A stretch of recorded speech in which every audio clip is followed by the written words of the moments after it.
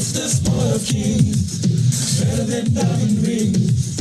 Football, Wildcat, football, Wildcat, football, Wildcat, football. I got it. Football, Wildcat, football, Wildcat, football, Wildcat, football, Wildcat, football. Welcome to the Married with Picks podcast, Season 2, Episode 13, Week 11. Season is rolling by. All right, so remember, we're available anywhere you like your podcast or anywhere you get your podcasts.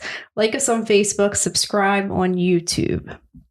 So, all right, let's see. Week 11, we only have two teams on bye week this week, the Rams and the Broncos, which I'm really disappointed with because I was totally prepared to bet against the Broncos, regardless of who they play this week. But I digress. They didn't look too good against the Eagles. Well, it was that Teddy Bridgewater no play on the opportunity to stop Slay on the run back. It really irked me. All right. So, first game on the list is, get too many cords everywhere. Detroit. Need some help? Yes, I do. Detroit travels to Cleveland at 1 o'clock. Detroit on the road, getting 10 points to open, is climbing to 12.5, 13 points. It's flashing in some places. So by Sunday, I think we could be looking at 13, 14 points. And did you hear the news, Steve? What news is that? That Detroit still has not won a game? No. Nick Chubb is back? Nick Chubb is back. Jared Goff is doubtful. Whoa. You did not hear the news. I did not hear the Jared Goff news. I didn't think you did. That's why I asked. Why is he doubtful? He got hurt in that game last week. So some type of abdominal issue. So it is most likely going to be Tim Boyle, who was a backup on the Green Bay Packers. I've never heard the name before. Could he be the next Mike White? I don't know. No, I think I remember him when you said Green Bay. He's a bum. So we obviously, Cleveland had a rough week last week against Bill Belichick. They got spanked pretty good. Myles Garrett had some comments in the media about the coaching and how they failed to make adjustments during the game. That worries me a little bit, but they will have Nick Chubb back. And I think with Baker Mayfield's back too, right? Yeah. Well, he wasn't gone. Yeah, well, he was questionable coming into the game. So they said it looks like he's going to be a go. So I think against the 0-8-1 Detroit Lions with a backup quarterback, I think it's a pretty good spot for Cleveland. It's a big line, but I think it could be a bit of a shit show. So what are your thoughts? Well, I was prepared to talk about Detroit, looking to cover this game, but I was not aware that Mr. Goff is out. And so you think Goff's a difference maker? Well, I don't have any confidence in Will keeping this game inside 2 touchdowns. That's for sure. What I was thinking was, a little concerned about Chubb being out for 2 weeks. A lot of times the players come back, they scuffle in their first game back before they hit their stride game 2. We saw that recently with Dak, right? Prescott in Dallas. Aaron Rodgers. Yeah, exactly. But, Ernest Johnson's running the ball well. Well, this is a good spot because the Detroit Lions run defense is not very stout. So yeah, and that's really the heart of Cleveland's offensive team, right? I mean, they run the ball well, and that's when Baker Mayfield really starts to excel as a passer, is when he can play off play action because the run game is successful. So this really is kind of playing into Cleveland's hand. I would not, it's a lot of points, and Detroit's due to get a win, but I don't like it this week. Okay. Would you take Cleveland at 12? I'd probably lay low. I'm not excited about what Cleveland does. If I had to bet it, I would take Cleveland. All right. Next game up is San Francisco traveling all the way down to Jacksonville. So it opened at -5.5 in favor of San Francisco. It's at -6.5 in favor of San Francisco. San Francisco had the big win over the Rams on Monday night. Now they're traveling across and down the country to Jacksonville. Other than the travel, That worries me a little bit. I feel pretty confident in taking San Fran here. And I do want to point out my pick last week. I had San Fran to upset the Rams. On Monday night? On Monday night.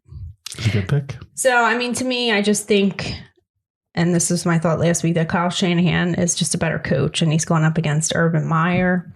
I think this is a team, they need to get the win to stay in the playoff hunt. You can't drop these kind of games if you're San Francisco.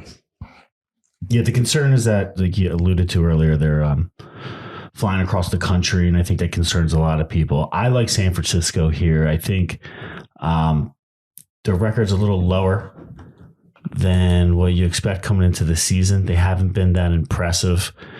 They are currently sitting at 4-5.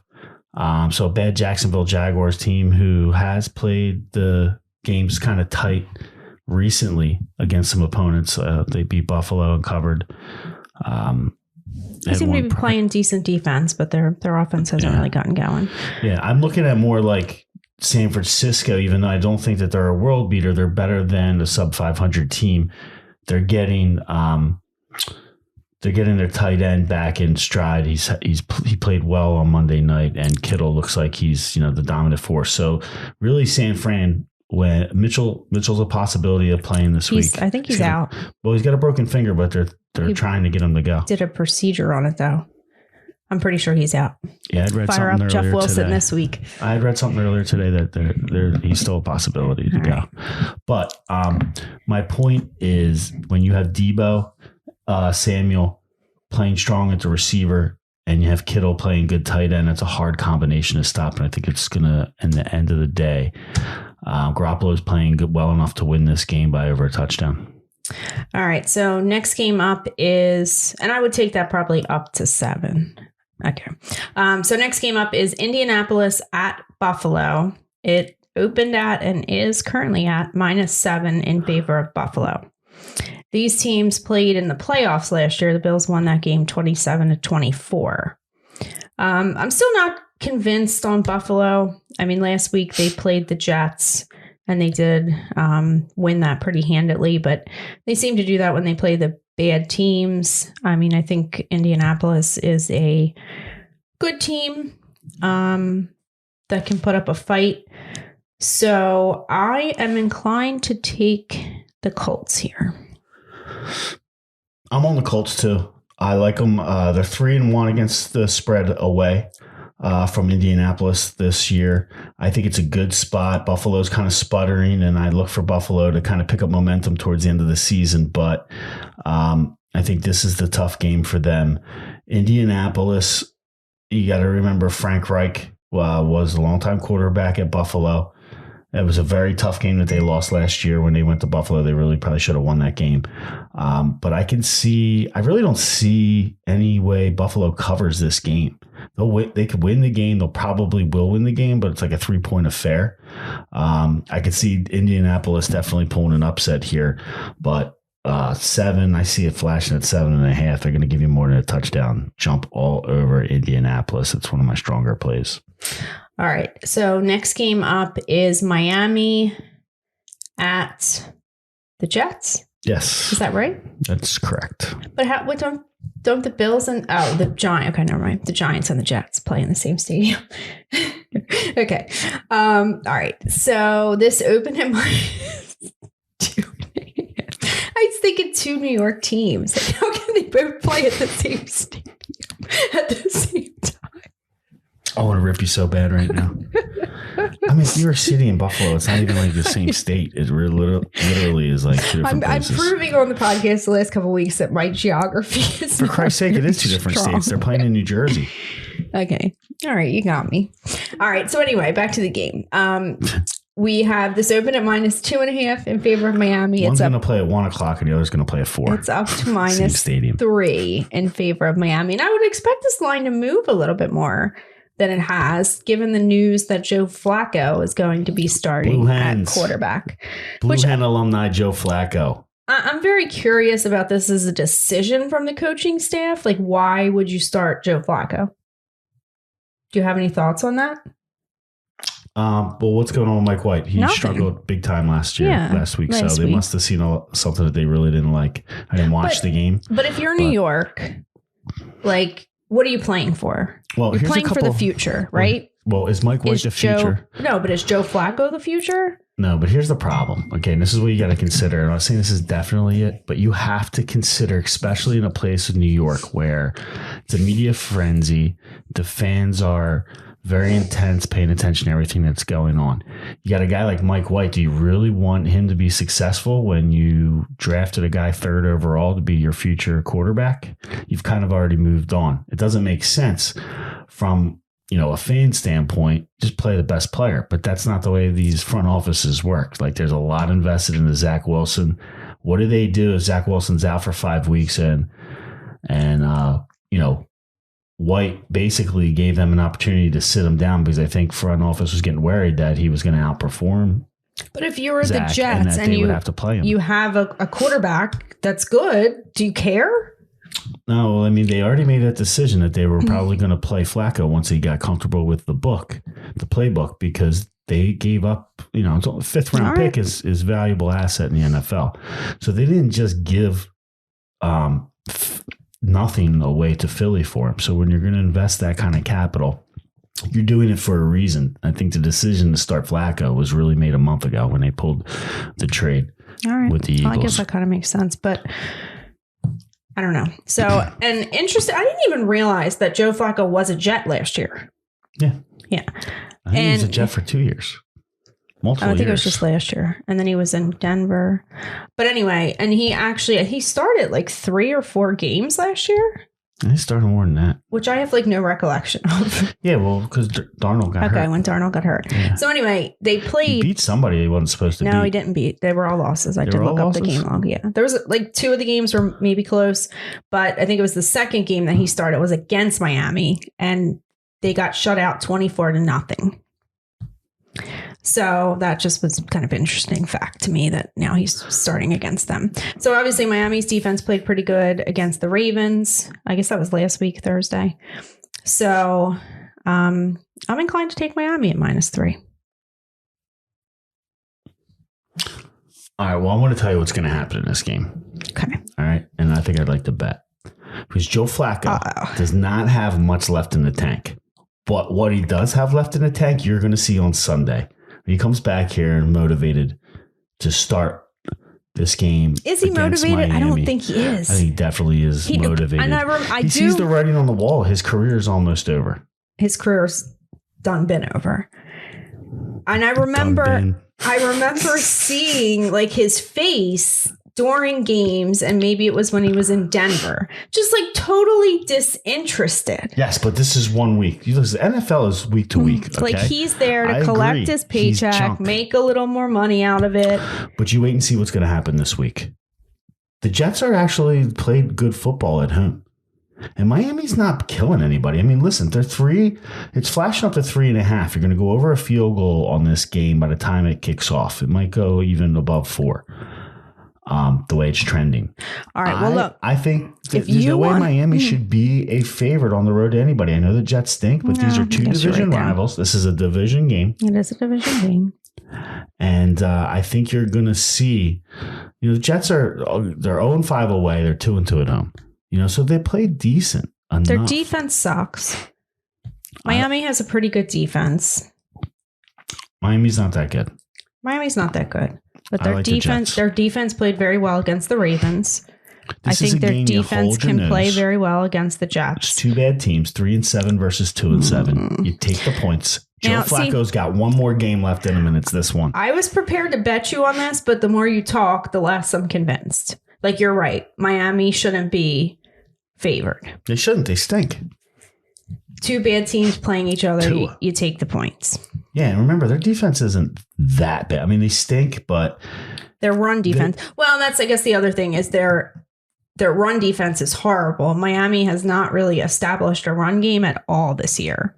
I haven't seen much improvement out of Tua either. I mean, I'm not saying he got a lot of time, and he just started last year. But that's the one thing with some of these young quarterbacks, you got to look for progression. And I know he's just coming off the injury where he missed some time earlier in the season. but he does not look good to me. All right. Well, you talked me off of that. All right. Let's move on to the next game. Jets, Jets. You heard it here first. All right. Joe Flacco. Washington's going to travel to Carolina. Another 1:00 game. Carolina opened up as a 2-point favorite. Now it's 3.5 flashing in some places. So, okay, this is an interesting game. It's Cam Newton is back. Super and Cam. He's going up against his old coach, Ron Rivera. So obviously Washington looked good last week. They got the win against Tom Brady. The Panthers looked good last week. They got the win against Arizona, which they're playing without Kyler. So I don't know how much that means. But I think Carolina came out this year with a very strong defense. It kind of wanes a little bit. And I kind of feel like that was the Sam Darnold effect. I feel like last week, not having Sam Darnold there, the defense stepped up. So, I mean, this is an interesting game to me. Last week, we saw a quarterback go up against his old coach in the Falcons-Dallas game. The coach got the better end of that one. I kind of lean that way. I mean, we saw Cam play last year with the Patriots. He didn't look good throwing the football. I mean, his edge is his legs. And Ron Rivera knows that. So it seems like everybody's on Carolina in this one. I kind of lean Washington, but I don't feel very good about it, so I wouldn't put my money on it. What do you think? I lean Washington. It's more of a play against Cam. I think some people get excited that Cam's back. At least the people in Carolina are, but especially if you're going to go over 3 points. If this game goes off over 3 points, I'm all over Washington. I like Washington at 3. I mean, I guess the thing that concerns me about Washington, they haven't played well on the road. That's concerning. This is definitely going to be, an environment that's not going to be good for them. And the other thing in them coming off, I mean, they beat Tom Brady last week. Like, that's a pretty big thing for the team and for Taylor Heineke. And Young's hurt. He's out for the season now, so they're losing him. So the defense is a little weaker. The Washington defense hasn't played that well this year at all. But I think their weakness is more in the secondary. So I don't know. I really don't know what to make of this game. Yeah. So, is their secondary going to get exploited by Cam Newton? Well, that's When was the last time that he exploited any secondary?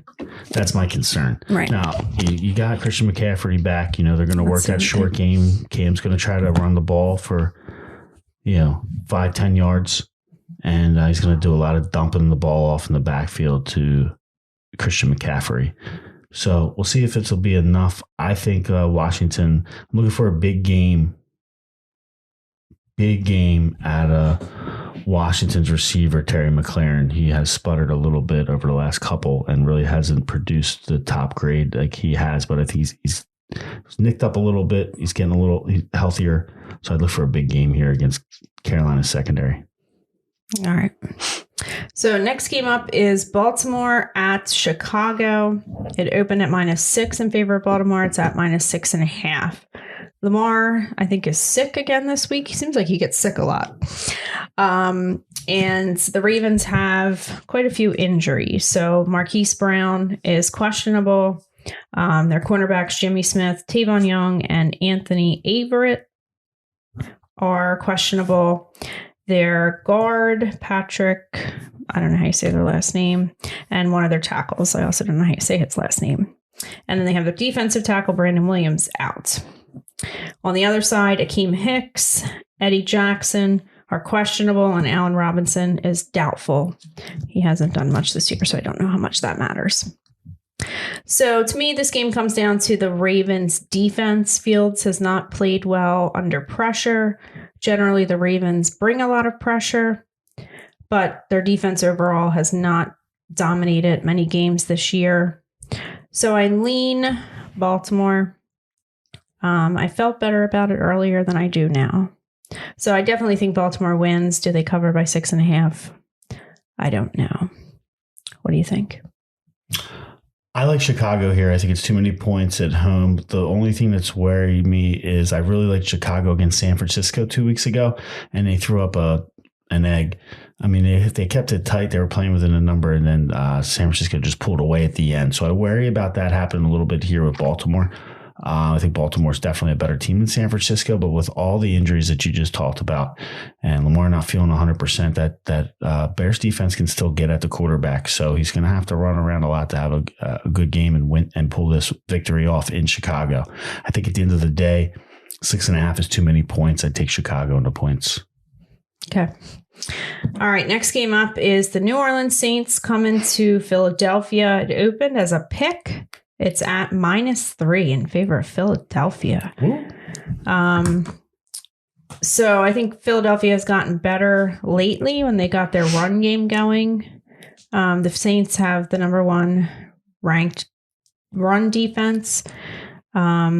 It will be Trevor Siemian on the road. The Saints are going to be missing both tackles, and Alvin Kamara is out again this week. So that's concerning for them.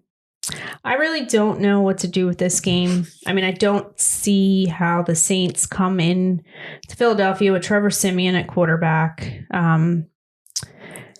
with their tackles out, with Kamara out. They don't have much at wide receiver. The only edge, Siemian seems to like that tight end down there, Troutman, and you guys kind of struggle against the tight end a little bit. So I don't know that I feel very confident in the Saints, but I don't feel very confident in the Eagles either. What do you think? I was prepared to go Saints here if Kamara was going to play. I'm just concerned about the Eagles not being able to win a game at home. Yeah, I heard that today, that they're 0-4 at home. Yeah, and they haven't looked good. I mean, none of the games have really been that close. Even the games that have been scores been close, it hasn't been that close when you're watching. But I think I'd take the Eagles here, and this is why. Because New Orleans, with the injuries, key injuries, Simeon's going to be the quarterback, right? He's decent. And I think Taysom Hill is questionable too, so they won't even have him to bring into. Yeah, so you're light on receivers. You don't have Alvin Kamara, who's the number 1 weapon. So I think you could have done some damage against the Eagles defense here. But what you have to pay attention to is the Eagles are not the same team that they were at the beginning of the season. And there's a couple main things that you have to pay attention here. And this game is going to be very important to determine what direction Eagles go the rest of the season. Are they that team that sucks, can flash some defense sometimes and beat your bad teams, but can't really stick in the game with your better teams? This is a team that's, above 500, New Orleans. It's going to be in the playoff hunt all the way down to the end if the Eagles can stay there. But here's the changes that you have to watch, right? Sirianni's starting to run the ball. He was not running the ball at all. I mean, they had one game where they had literally 2 handoffs the entire game. This is still very bizarre to me. What's that? That they start the season literally not running the ball at all. And then all of a sudden they start running the ball a lot. Well, I had no choice. It's the Eagles' philosophy. They like to pass a lot, and they try to make Nick Sirianni do the same thing. And Nick's still a passer. I'm not going to say that it's all front office driven, but I don't want to digress away from the reason why you need to look for in changing in the Eagles. The one is the run game. On top of them actually, moving more to 50% of the calls over the last 3 weeks have been runs as opposed to passes. The benefit there is really, for a second, you're taking the pressure off Jalen Hurts, who is basically a rookie quarterback, even though he played for 4 games last year. So when you take that, when you establish the run and you can build play action off of the successful run, and the defense obviously has to play more people closer to the line of scrimmage, it opens things up for the pass. So it allows Jalen Hurts to look like a better quarterback, which has happened over the last 3 games. So you're seeing Jalen Hurts really feel more comfortable. And even though he's making less pass attempts, he looks like he's not as frantic when he's making those pass attempts. And the key to Jalen Hurts, which I think I've identified part of the problem with him, is his footwork. Looks like they're working really well on his footwork. You're seeing him roll out, stop, and reset as opposed to trying to throw completely on the run, regardless of where his feet are. He's rolling to move the pocket and then coming to reestablish his position to be able to throw the ball. So he's learning. He's progressing. The defense as well is starting to blitz a little bit more, where Jonathan Gannon was sitting back as a defensive coordinator and not really putting any pressure on the quarterback. The last 2 weeks, he hasn't blitzed tremendously, but he hasn't let the quarterback sit back there and get comfortable. He's brought pressure when it's needed. So I'd like to see him bring more pressure, but there's some big changes going on as this is a new coaching staff. I mean, this is a brand new coaching staff, not just in Philadelphia, but none of these guys who are coaching have been like leadership positions in the coaching staffs that they were in the past. They're all getting their first time. They're getting their feet wet. So, it's frustrating because you're seeing some obvious mistakes, but what I'm really encouraged to see is that nobody's really sticking to their guns and saying my way or the highway, which a lot of these coaches will do. They're adjusting. They're starting to make the right adjustments, and you're seeing that turn around in the play. Now, I'm not saying the Eagles are going to the playoffs, but the truth is if they win this game, they're in the discussion. And you have to see how it materializes on the field if they stick with the run game. Now, one more point is that Miles Sanders is back. He's been since when they decided against Detroit a couple of weeks ago to run the ball. Miles Sanders got hurt in the first quarter. So you haven't been able to see if he's the real deal like a lot of fans think based off of some of the big runs he's ripped off in the past. So he hasn't been given the opportunity. The team decides that they're going to start running the ball. He gets hurt in the first quarter. In comes Boston Scott. In comes Jordan Howard, and they've looked successful running the ball. So what should happen is he's back this week. He should move back into the number one position, and you get Jordan Howard a little bit less reps. But Miles Sanders should get at least 15 carries, and you'll get a chance to see if he can break out. It's going to be tough against this run defense, though. I almost feel like they didn't like Miles Sanders, and that's why they weren't running the ball. And then once he got hurt, Ideally, I believe that Howie wants to move on from Miles Sanders, and that's why they weren't giving him the ball. They did want to move on from Miles Sanders. Okay, so now that he's back, are they going to stop running the ball? No, they got to give him the ball. They're going to run the ball. The move would be if they truly were going to be petty about Miles Sanders, they would bring him back, suit him up, and give the ball to Jordan Howard. Well, let me ask you this. And we'll see that still could happen. What happens if they go into this game and they try to run the ball against the Saints and the Saints front it's not working? Do they keep trying to run the ball, or do they adjust their strategy in game? What do I feel like they're going to do? Yeah. They're going to bail on the run because it's not in Sirianni's DNA. I truly believe once they have 2 series where they're unsuccessful at running the ball, he's going to abort the run.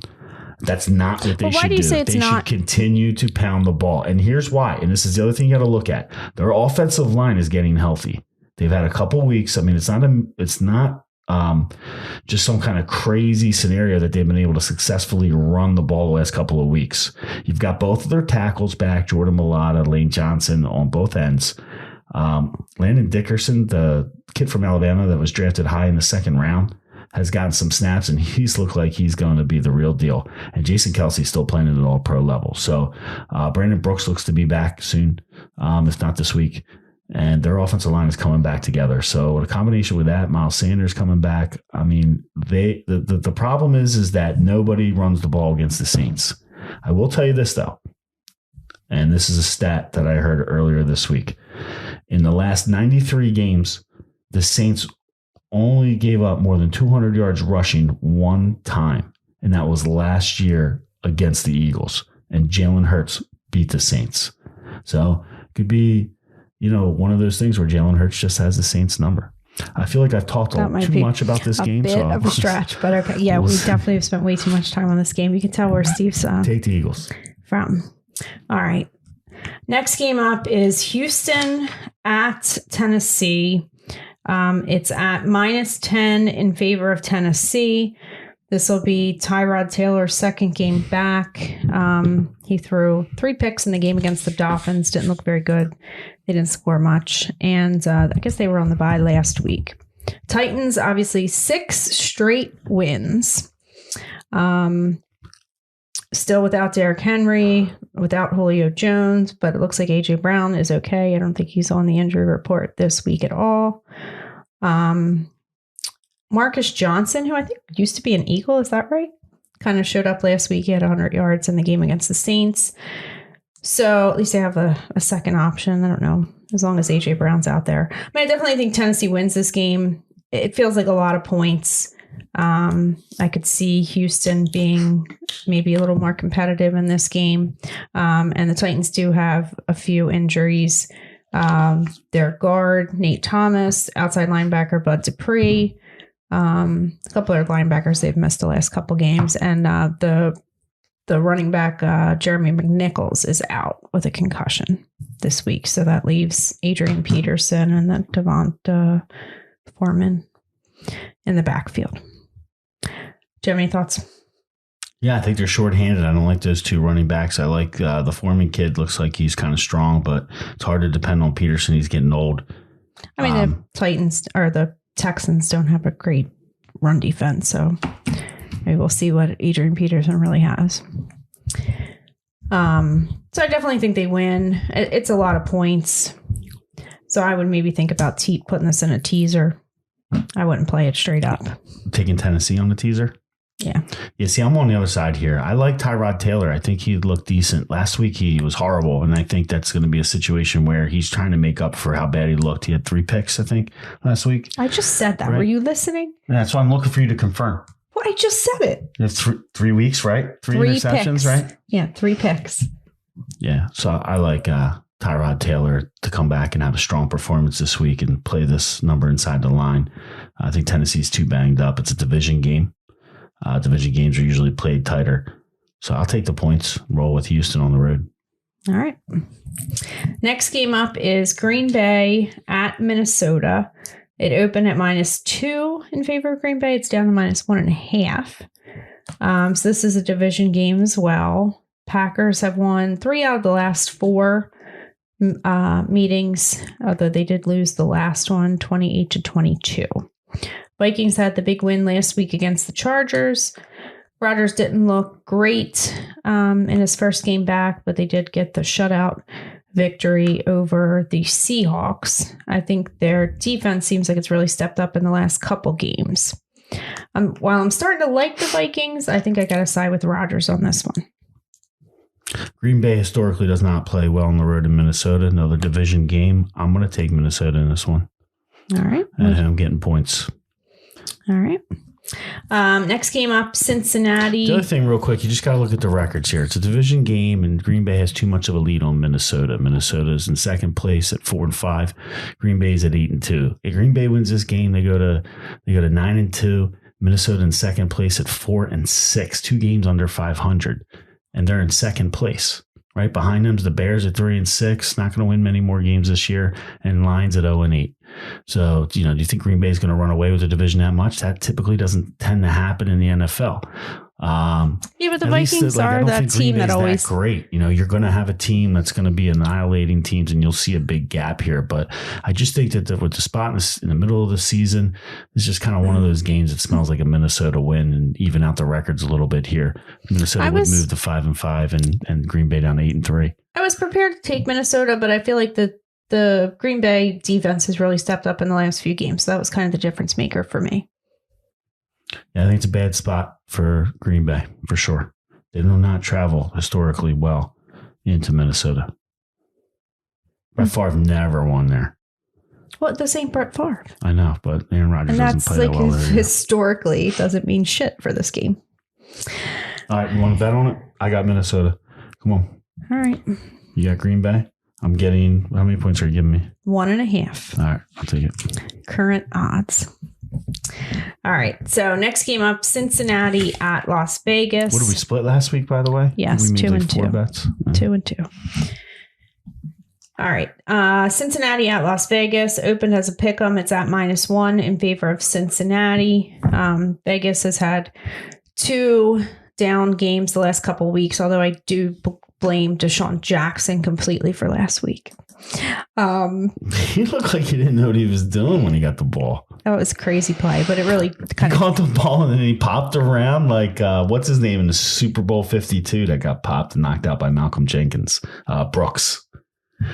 Remember, he caught the ball in the middle of the field and spun around like, where am I going to go next? And then all of a sudden, Malcolm Jenkins came over and just knocked him out. I think it looked worse than like what it was. Like, I think he was trying to get away from the one guy, And then the other guy kind of spun him around and the ball came flying out. But it looked like he didn't know which way he was supposed to run. I mean, it was crazy. Yeah, it's football. You got to go totally north, changed that game because it took 7 points off the Raiders and, gave points to the Chiefs, basically. As he caught the ball, spun around, fumbled, and it was all inside the 20-yard line. Yeah. I mean, it was like 10 yards. Yeah. And on TV, it looked like he had the free run if he just kept going.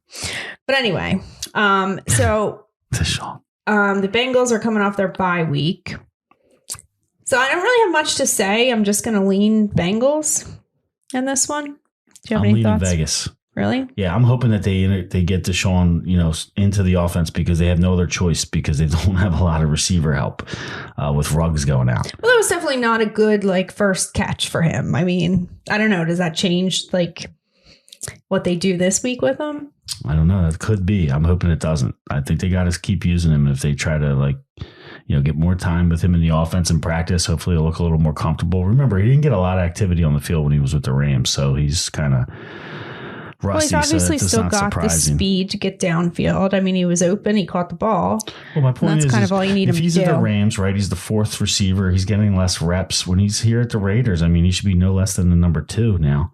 If they give him the opportunity. I know he's getting old, but we'll see if he can stay healthy and on the field. I will always cheer for Deshaun Jackson. So I hope he does something well. I like Vegas here. I think they're at home.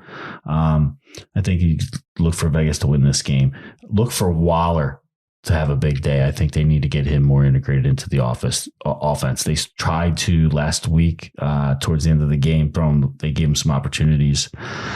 But the coverage was really good. They were pretty much double teaming them the entire game. But they need to get Waller going if they're going to have any success and make a run to the playoffs here. All right. Next game up is Arizona at Seattle. Another division game. Open at -2 in favor of Seattle. It's at -2 in favor of Arizona. I have a lot of question marks in this game.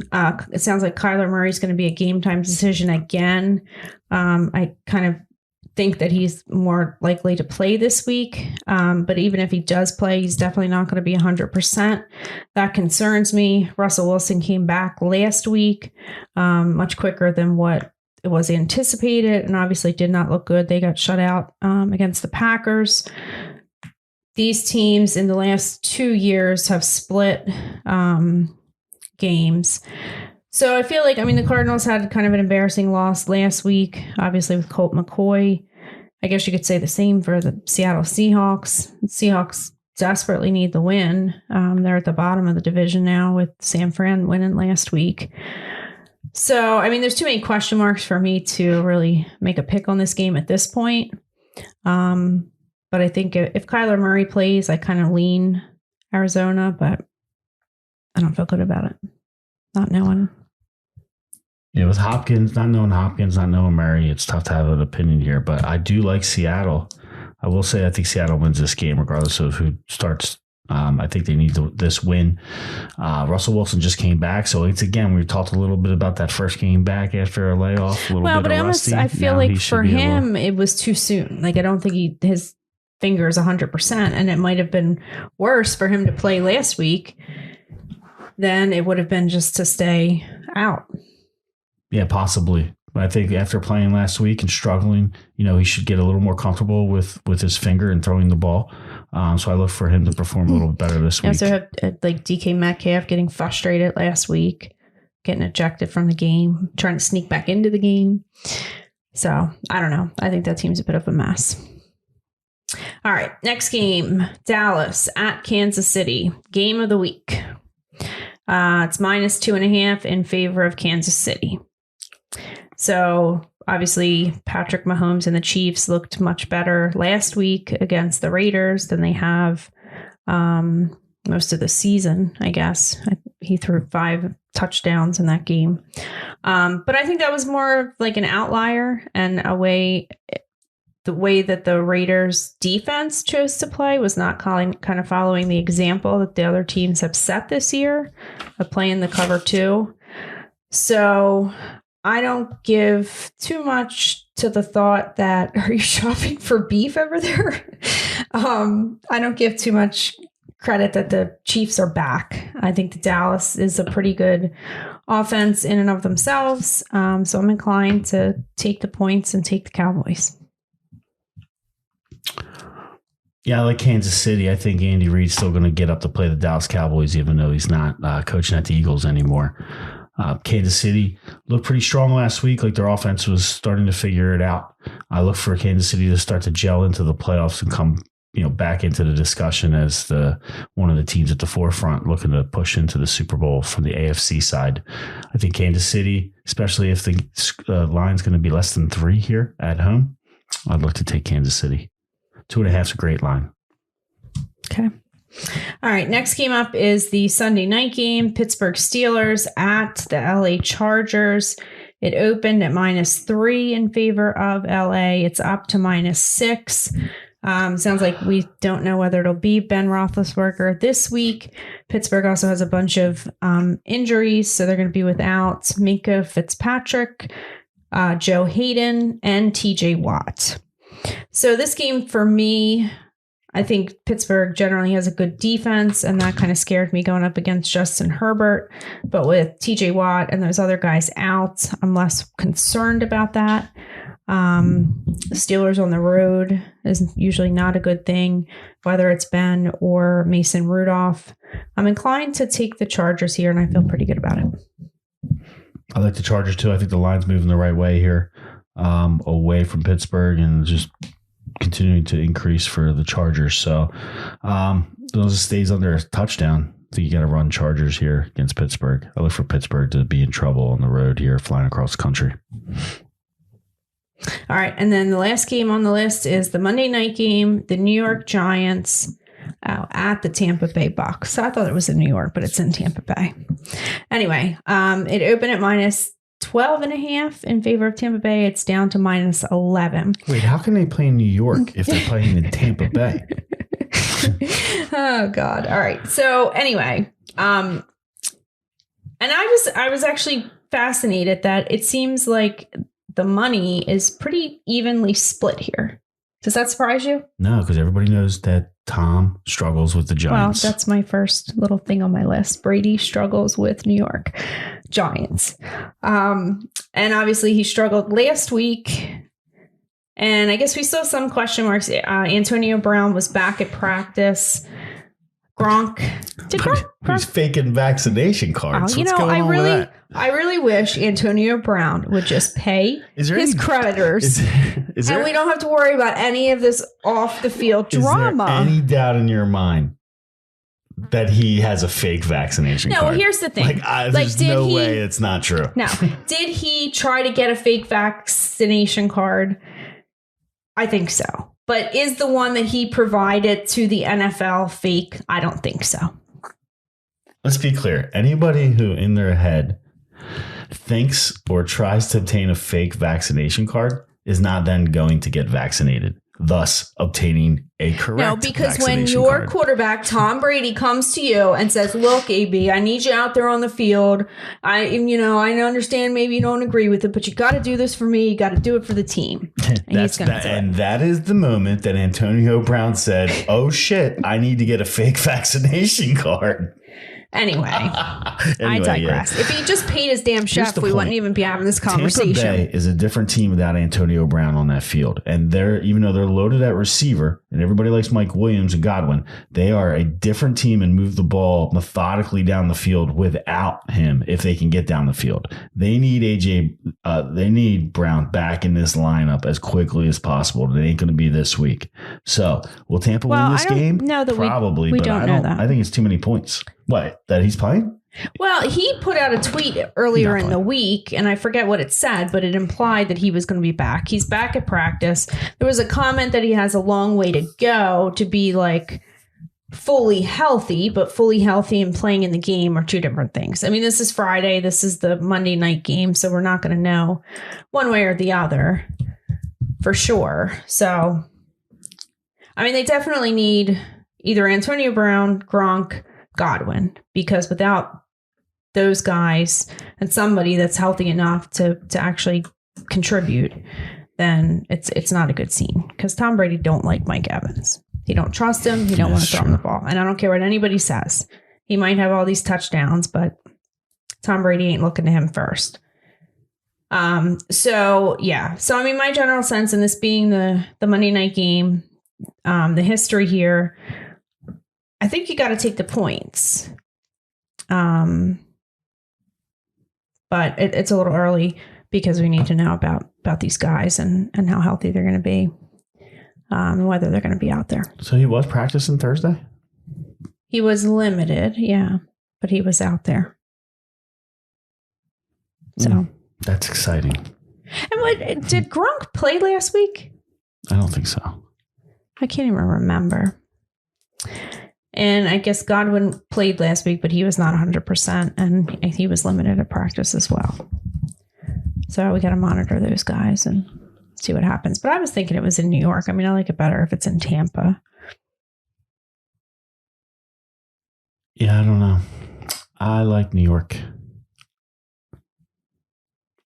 I'm going to go with New York. I mean, the Bucs really can't afford. They've had 2 losses in a row. They can't afford to lose this game. So I think they definitely win, but I think it could be closer than 11 points. All right. All right. So that'll do it for us. Did you want to just stand by our statements here and not go through the little best bets at the end? It's up to you. Whatever you want to do. All right. Well, we'll leave it at that with our commentary for this week. So that'll do it for us for week 11. And I guess next week is Thanksgiving. So we'll have 3 games on Thanksgiving. And then I guess we'll probably just still do the podcast Friday night for the remaining games on the schedule. So remember, we're available anywhere you get your podcasts. Like us on Facebook, subscribe on YouTube. And if we don't see you before then, have a happy Thanksgiving. Jets and Indy. Locks. Peace out.